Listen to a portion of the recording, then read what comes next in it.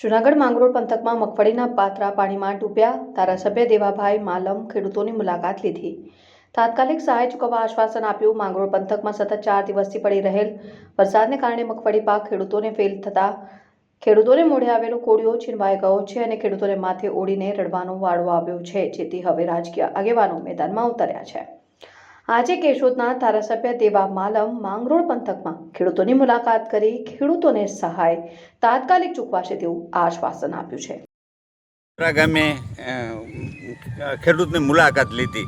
જે મગફળી અત્યારે કાઢી એ હાવ 100% ફેલ થઈ ગઈ અને ઝાડવા પર સારો પણ નથી. ખેડૂતને શું કરવું ને એવું છે.